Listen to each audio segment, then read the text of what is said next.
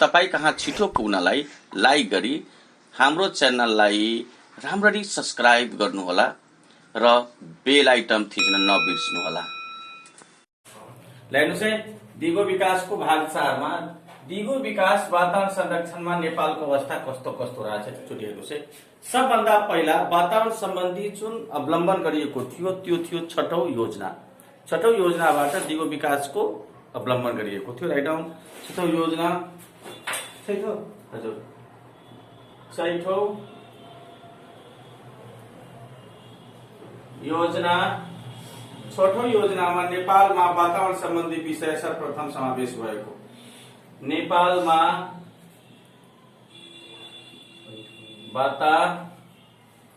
वातावरण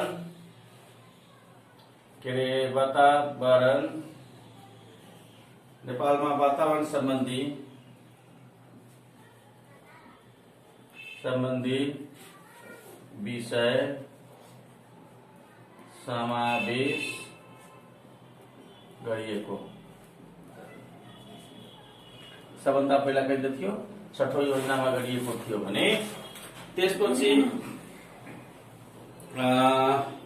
8औं योजना एकचोटि आउनुस्। दिगो विकास सम्बन्धी अवधारणा लागू। 8औं योजनामा 8औं योजनामा हेर्नुहुन्छ दिगो विकास सम्बन्धी अवधारणा लागू। दिगो विकास सम्बन्धी अवधारणा लागू। त्यसपछि हामी आउँछौं यतातिर केही पनि गरिएको छैन। 10औं योजनामा आउनुस्। प्रदूषण नियन्त्रण 10औं योजनामा प्रदूषण नियन्त्रण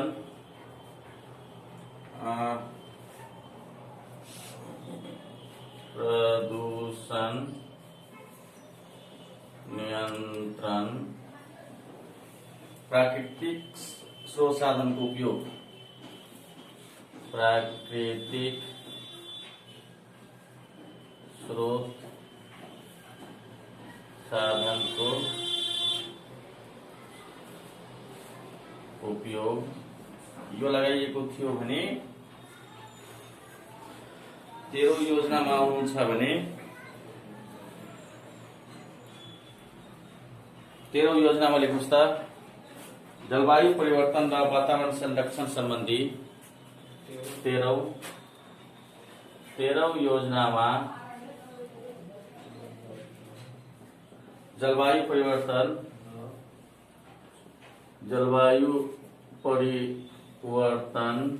र वातावरण संरक्षण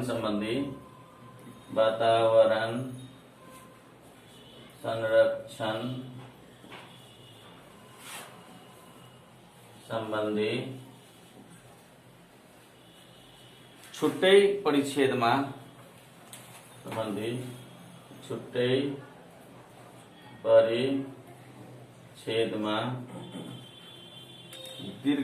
दीर्घकालीन सोच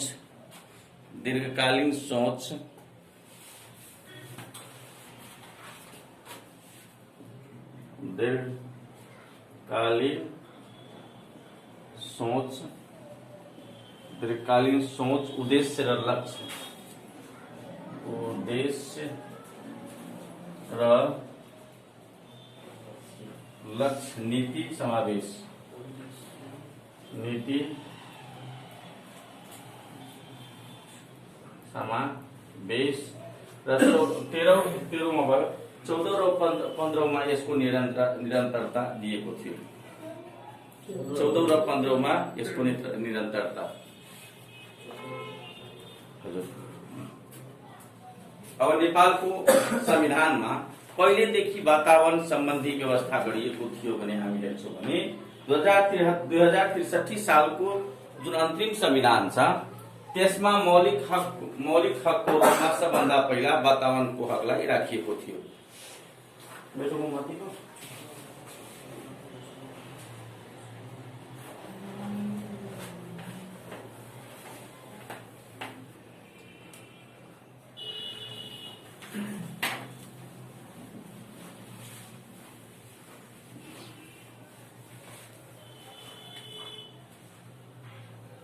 नेपालको अन्तिम संविधान 2063 में नेपालको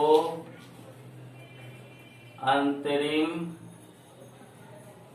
संविधान 2063 में सर्वप्रथम वातावरणलाई मौलिक हकको रूपमा राखिएको है। त्यसपछि नेपालको संविधान 2072 मा त छँदैछ। कति नम्बर धारामा? धारा नम्बर 30 मा स्वच्छ वातावरणको हक है। संविधान 2072 में के धारा 30 में स्वच्छ वातावरणको हक समावेश गरिएको छ। अब आउनुस् दिगो वातावरण सम्बन्धी जुन पुरस्कारहरू दिइन्छन् त्यो कुन पुरस्कारहरू छ एकचोटि हेर्छौँ हामी है। वातावरण सम्बन्धी पुरस्कारहरू VVI फर एक्जाम छ नि भेटौँ मलाई।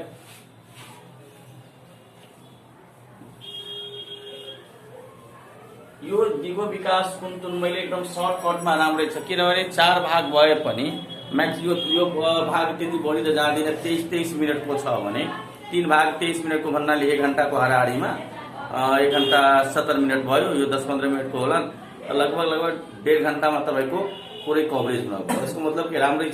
1.5 घण्टामा तपाईले यदि छ भने दिगो विकासबाट जति अहिलेसम्म शाखा अधिकृत होस्, खैरदार होस्, सुब्बा होस्, इन्सपेक्टरको होस्, ब्याङ्कको होस्, ओभरसियरको होस्, इन्जिनियरको होस्, जे जति छ सबै यसैबाट तपाईलाई खबर भइहाल्छ।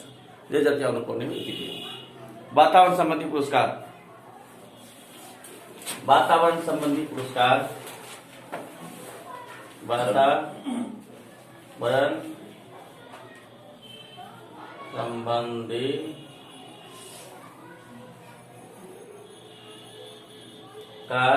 तो सबभन्दा पहिला ग्लोबल 500 है। स्थापना सन् 1987 में र कसद्वारा स्थापना गरिएको छ? UNEP द्वारा स्थापित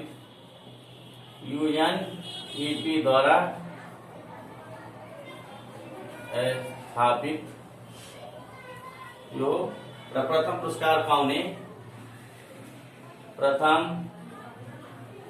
पुरस्कार पाउने को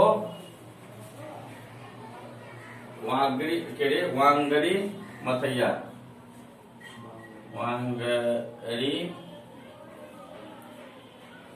मथाई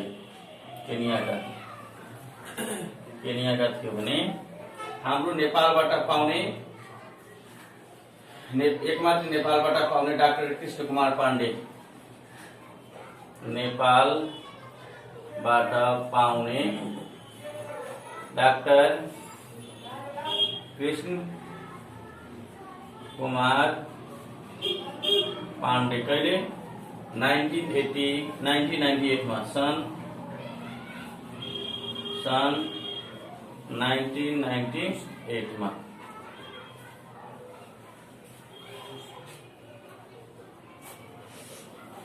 यति गरिदिए ग्लोबल प्राइज।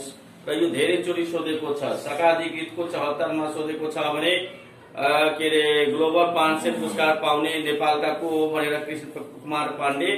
शाखा अधिकृतको 76 मा सोधेको क्वेशन हो। है VVI फर योर इक्जाम यो दुईटा पोइन्टलाई जहाँ चाहिँ हामीले भनिदिन्छौँ इम्पोर्टेन्ट छ। अरू त दिन मेरो वार्ता छ, स्थापना दिन वार्ता छ, UNEP द्वारा कहिलेकाहीँ सोध्न सक्छ यी कसको नेतृत्वमा हुन्छ, यो कहिलेकाहीँ मेबी पोसिबिलिटी क्वेसन हो, त्यति इम्पोर्टेन्ट हुँदैन। तर कहिले नेपालबाट पाउने व्यक्ति को हो यो धेरैचोटि सोधेको पोइन्ट हो भने यो ग्लोबल 500 पुरस्कार केसँग सम्बन्धित छ भने यो धेरै इम्पोर्टेन्ट छ। यी दुईटा पोइन्टलाई जब सम्झिराख्नु होला। अब आउँ Goldman environmental prize. Goldman environmental price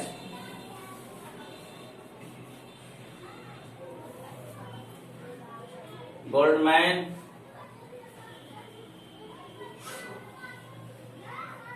mental prize यो पनि शाखा अधिकृतको 76 मा सोधेको छ केसँग सम्बन्धित छ। स्थापना सन् 1989 सेप्टेम्बर 8 मा र वातावरण क्षेत्रको नोबेल प्राइज भन्दछ यसलाई। वातावरण क्षेत्रको नोबेल पुरस्कार भनेर कसलाई सोध्छ, कसलाई भन्छन् भनेर धेरैचोटि सोधेका छन्। यो के गरिन्छ भने प्रत्येक महादेशबाट एक जना गरी 6 महादेशबाट 6वटालाई यो पुरस्कार दिने गरिन्छ। एउटा महादेशमा त मान्छे नै बस्दैन। अब यो तपाईको ग्लोबल गोल्डम्यान इन्भाइरोमेन्टल प्राइज केसँग सम्बन्धित छ भने यो शाखा अधिकृतको 73 मा सोधेको हो। अब आउनुहोस् blue planet prize. Blue planet prize blue planet prize यसको स्थापना सन् 1992 मा र वातावरण क्षेत्रको सबभन्दा ठूलो पुरस्कार हो। यो वातावरण क्षेत्रको सबभन्दा ठूलो पुरस्कार हो। त्यसपछि गैलेनेटी कंजर्वेशन अवार्ड। गैलेनेटी कंजर्वेशन अवार्ड यसमा अरू केही पनि सोध्दैन, कहिले स्थापना भयो त्योहरू सोध्दैन।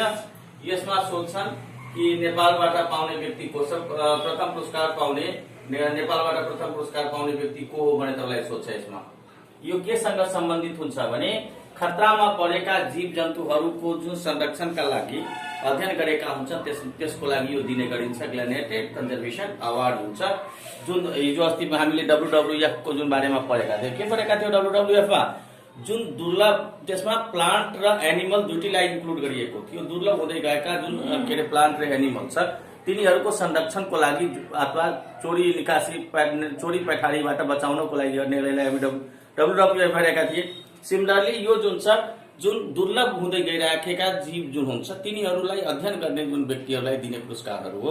यो नेपालबाट पाउने एकजना व्यक्तिमा थियो, त्यो डाक्टर मुकेश चालिसे। बाँदर सम्बन्धी एक्जाममा सोध्छन् तपाईलाई बाँदर सम्बन्धी अध्ययन गर्ने को हो भनेर तपाईलाई धेरैचोटि सोधेको छ, त्यो मुकेश चालिस। र नेपालबाट पुरस्कार पाउने डाक्टर मुकेश चालिसे के को बाँदर को अध्ययन गर्ने, बाँदर को अध्ययन गरे बापतै। त्यसपछि लगभग तपाईको हामी यसबाट सकिसकेका छौं। एउटा चिन्हमा अलिकति जाउँ है। त्यसको स्थापना सोध्दैन, यसले पनि सोध्दैन, सबैको काम छ सोध्दैन। अब आउँदैछौँ कुन चिन्ह के जनाउँदछ। कुन चिन्ह के जनाउँदछ?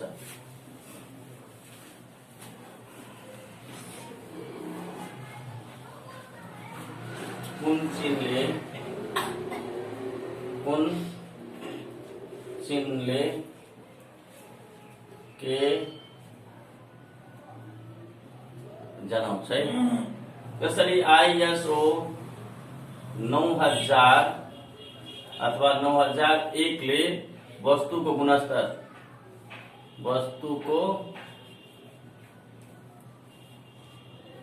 गुणस्तर त्यसपछि ISO 14000 ले वातावरण व्यवस्थापन, तो ऐसे ही नदी ऐसे इंग्लिश में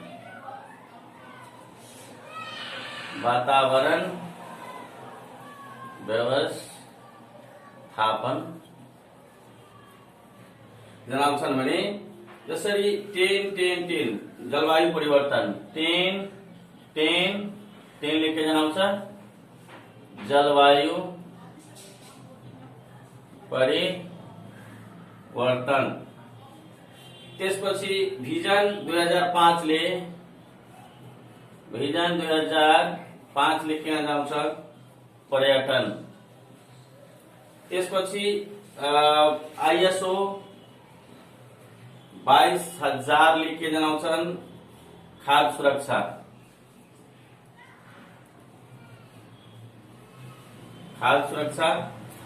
त्यसपछि ISO 5000 ले के जनाउँछन् ऊर्जा व्यवस्थापन।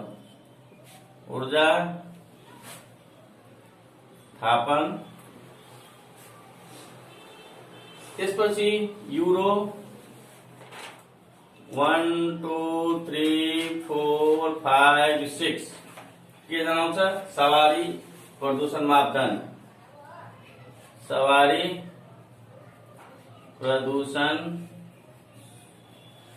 मापदण्ड। यति तपाईहरुले गरिहाल्नुहुन्छ भने दिगो विकास सक्छ। यति सकेपछि तपाईको दिगो विकासमा केही पनि बाँकी हुँदैन र अब तपाईहरुले सब्स्क्राइब गर्दै गर्नुहोला। त्यसपछि के रे बेल आइकन दबाउने गर्दिनु होला।